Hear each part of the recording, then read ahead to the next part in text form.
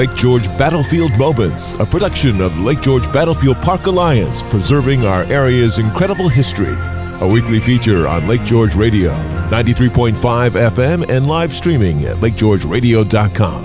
Here's the president of the Lake George Battlefield Alliance, John DiNuzzo, and local historian Bruce Venter.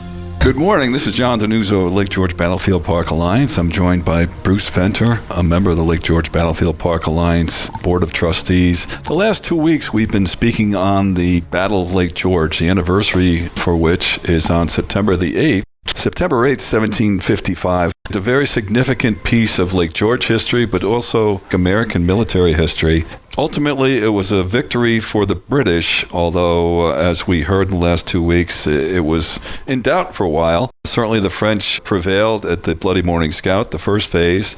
The British made their comeback on what's now the grounds of Lake George Battlefield Park and abutting properties. And ultimately, it ended at Bloody Pond. The American forces, or the provincial forces from Fort Lyman, today Fort Edward, prevailed over the French there as well, and legendarily dumped bodies of the French and the Indian allies into the pond and caused the waters to turn red. But I think we're more concerned today, Bruce, in talking about the impacts of the British victory in the Battle of Lake George and what that means. Can you just give us a high-level idea of what the British came out of that battle? Well, ironically, they had a great tactical victory. They defeated the French. They wounded the French commander. They captured the French commander. They were able to salvage 1755 in terms of campaigning. Although strategically, William Johnson did not accomplish his goal. His primary goal was to capture the fort at Crown Point,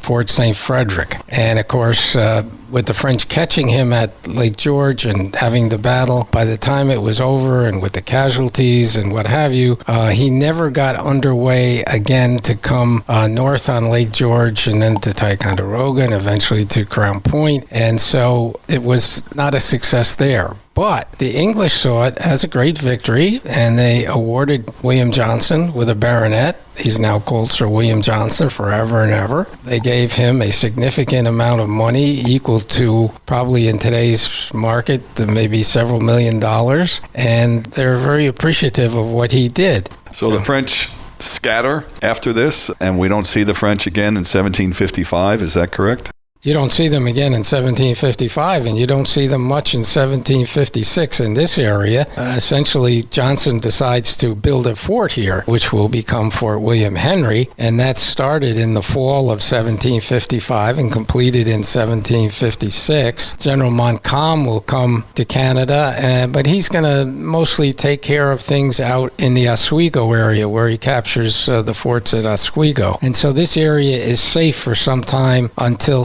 1757, which we all know is the great siege and massacre at Fort William Henry.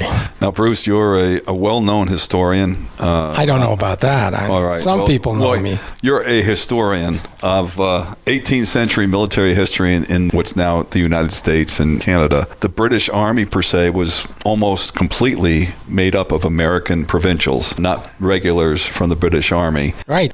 So what did the provincial soldiers learn that might have applied later in the French and Indian War and as we look 20 years ahead to the American Revolution? Yes. In fact, Colonel Pomeroy, who was right here at the Battle of Lake George, went on to become, for a short time, a general in the American Army, serving at Bunker Hill. I think it would be an interesting subject to look at, because some of them would have been 18, 19 years old, ended up fighting for George Washington and others in the American Revolution, because they certainly got a good bit of experience here at Lake George.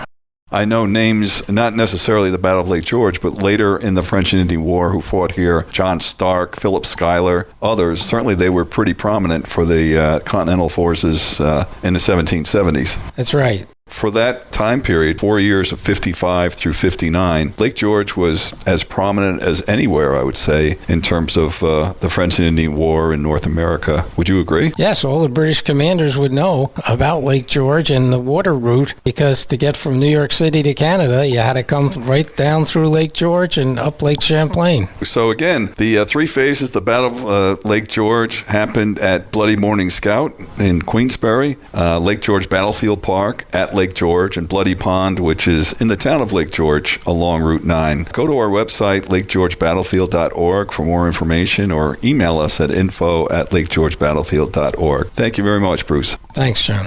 Lake George Battlefield Moments, a production of the Lake George Battlefield Park Alliance, preserving our area's incredible history. A weekly feature on Lake George Radio, 93.5 FM, and live streaming at lakegeorgeradio.com.